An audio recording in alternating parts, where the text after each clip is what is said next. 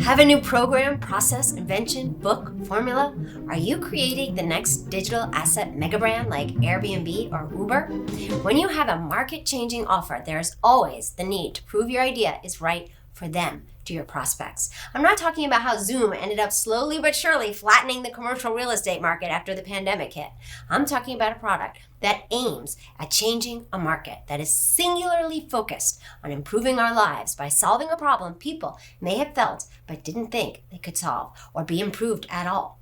Until you came along and made them believe. Now it's up to you to answer with absolute certainty their question, their objection, their hesitation, their disbelief, that question that stands up like a brick wall between your creation and their craving it. Why should I believe you? Today, we're answering the question on every entrepreneur's mind. How do I prove my solution is right for my customers? So today's talk will be focused solely on that, and I'll be referencing the blink test, which is the 3 to 5 seconds we get before someone decides to believe in your brand or delete. If you want more on how to ace the blink test, I created a free mini course for you. People are loving it, using it, raving about it. Just click the link in the description below and it's yours. So this is what I'm going to share with you today. The 2 ways you can get your customers to say, yeah, that sounds right, or that sounds right for me, immediately after seeing your branding. Shockingly, most entrepreneurs skip this part and rely on novelty and their own belief in their idea.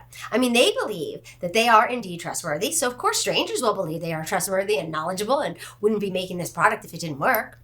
Ever buy a product that didn't do what it promised it would do? Right now, I'm working with a doctor who has such a groundbreaking product. I'm bursting to tell you about it, but we're at the beginning stages of creating the brand story, name, tagline, logo, so I can't really reveal anything yet. But that's exactly where you want to answer this question. Why should I believe you? It must be proven. And what's so great about this doctor's invention is it is true. It is the real solution we've been looking for. Millions of us, lots of millions of us. If you understand the science behind it, you would immediately say, give it to me now. I must have it. I must give it to everyone I know with this problem, which is like half the population. If you read the data, you'd say this, especially if you suffer from the problem this product is solving. But you'd get it right away. But imagine this. You see a new product in the grocery store, and quick, pull out your phone to read the medical journals on the subject. You see what the Mayo Clinic is saying about it because you trust the Mayo Clinic. You see what Stanford published a white paper about it, so you read that to check your facts, all while standing there in Whole Foods or Safeway, studying up, waving hello to the other shoppers who are researching the products they're considering trying for the first time. The grocery store is definitely the place I like to read the white papers and results of double-blind studies. Imagine if that were our culture. It's not. Branding is our culture.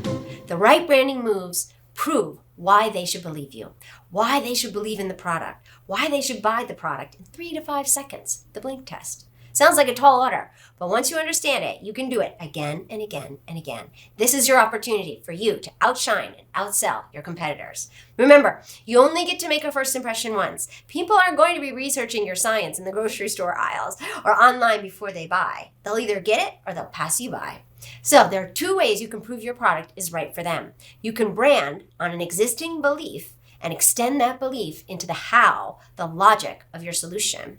You can present the logic of your solution in a creative yet factual way. I know, creative and factual. It can't be done. But again, I'll share with you exactly how to do that in a moment. But let's start at the start.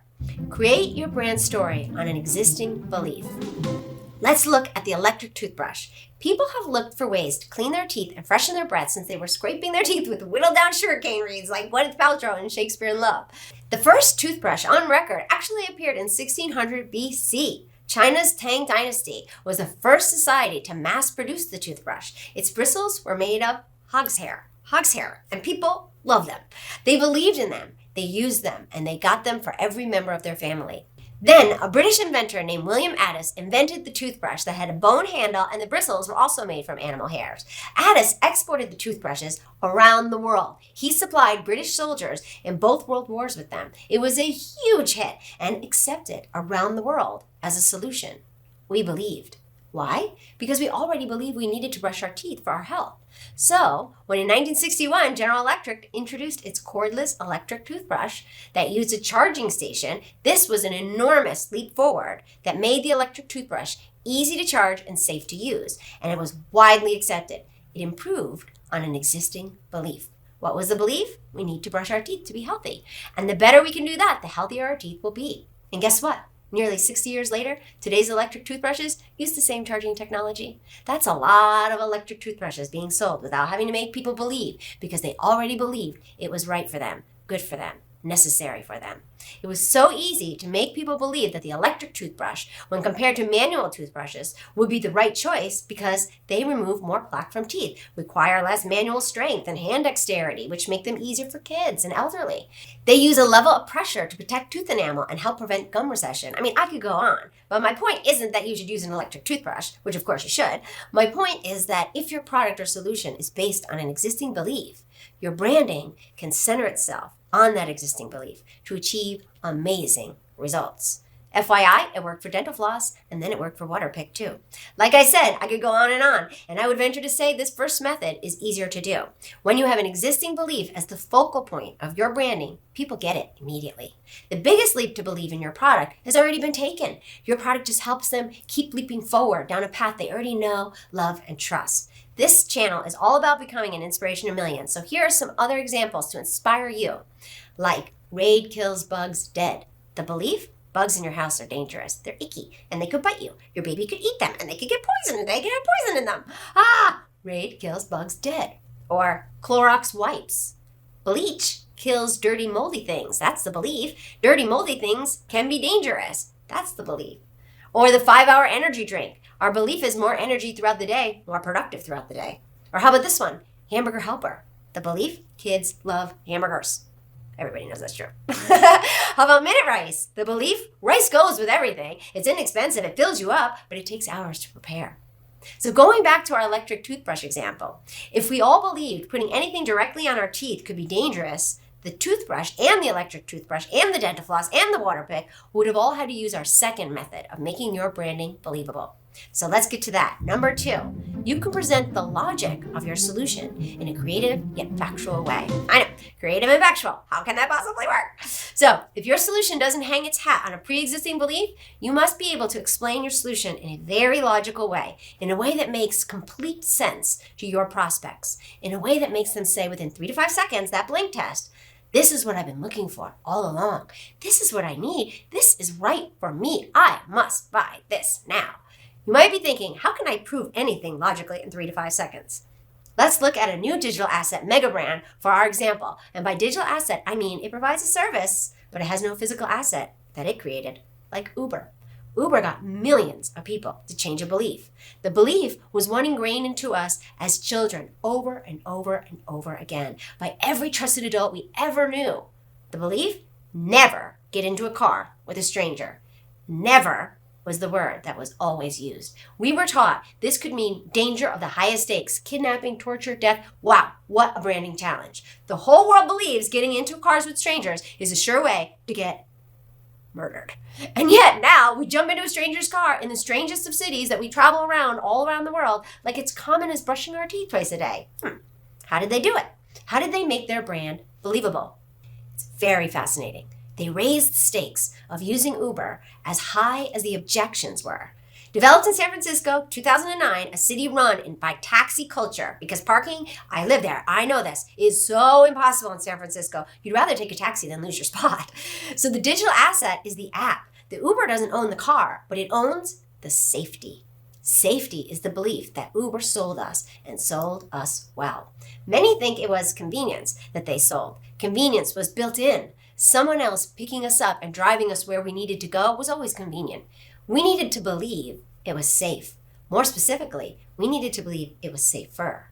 They did this creatively through showing us the facts, like how the app that locates you instantly. The app also shows you how many drivers are within range, asks us where we're going, and lines us up with a ride within minutes. Okay, that was quick and convenient. And I also know now that someone knows exactly where I am and where I'm going and when I've been picked up and when I've safely arrived. And if I've arrived safely in time, the time that it takes to get from point A to point B. No unexpected stops, that will be tracked too. That feels good, that feels safer, especially if I'm traveling in a city I don't know, or after I've had a few drinks with friends. Taxi cabs never provided that much safety. But Uber raised the stakes of safety even higher. Yes, The drivers are regular people, strangers, just like in a taxi cab, and they're using their own vehicles, so no bright orange taxi cabs with like obvious logos, essentially no uniform, which always gives us a sense of safety, as uniforms connote a belonging, a passing of the test to belong. Just think about the power of a uniform for a moment. A massage therapist's uniform makes you feel comfortable enough to lay down, face down, naked, in a room, alone, before the therapist enters, the stranger enters. And when they do, you're in the nude, on the bed, and they begin touching you, probably in more places at once than anyone else ever touches you, right? They're in the building, they're wearing the coat with the little logo on it. You think, okay, I'll take off all my clothes, stick my head in this little hole, rendering me pretty darn vulnerable. So Uber needed to provide the uniform effect in its unique way, in its creative way, in the digital asset way.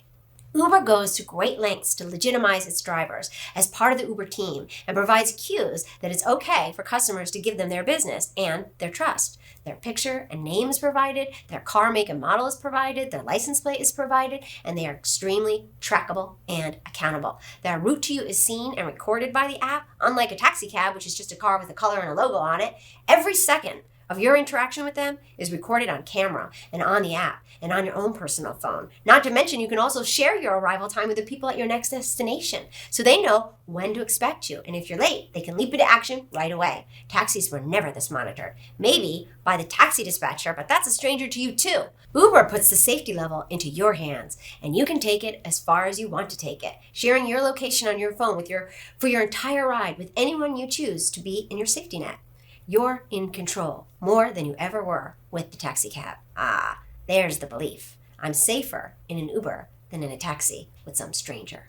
The rating system also keeps the Uber driver, the stranger, accountable for their professionalism, the cleanliness of their car. Heck, we can say, I'd like some chit chat on the way home, or I don't want any chit chat. Don't talk to me. I'm in a meeting. I have to stay in my zone. I don't want to hear about how you started driving Uber. We're in total control of our environment in the Uber, from the temperature to the music to the conversation. The belief, when I hop into an Uber, I'm in the driver's seat without having to drive. I am Uber safe, and it's Uber convenient. So let's break this down into a workable system for you and your brand. What did Uber do to make us believe? Every aspect of the ride was proven to be safer than a taxi through the creativity of the app. Mutual accountability, mutual trackability, above and beyond control for the user. The accountability, the trackability, the control are all at the heart of the fear we had rightly instilled in us as children. Never get into a stranger's car. That stranger has no accountability for your safety. Once you're in that car, it can go anywhere and no one will ever know where you are. Maybe never again. You might disappear forever. And once you get into that car with that stranger, you have relinquished all control over the situation. You have put yourself in mortal danger. That's a mighty big belief to overcome with branding. Well done, Uber.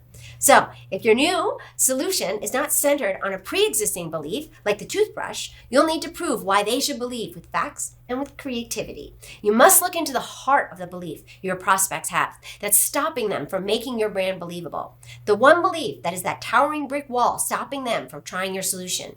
You must take those bricks down in a way that they instantly get, in a way that they don't need to do massive research to understand, because they completely understand upon seeing for themselves your creative solution is built on facts, and so they trust. When anyone can see in 3 to 5 seconds that this is a new solution, yeah, but it's a better one, you have made your brand believable. To find out more ways you can ace the blink test, check out the link in the description and let me know what made your first hop into an Uber. I bet you it was one of the blink test superpowers, word of mouth. You heard about it through a friend, right? Uber had an incentive in the beginning when you referred a friend that they knew word-of-mouth advertising is the surest route to trust.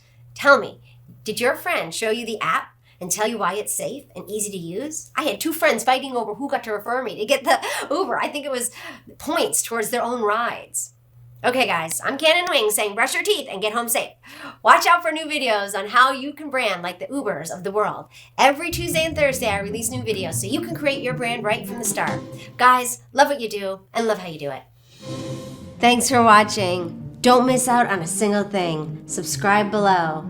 And here's something else I think you'll love.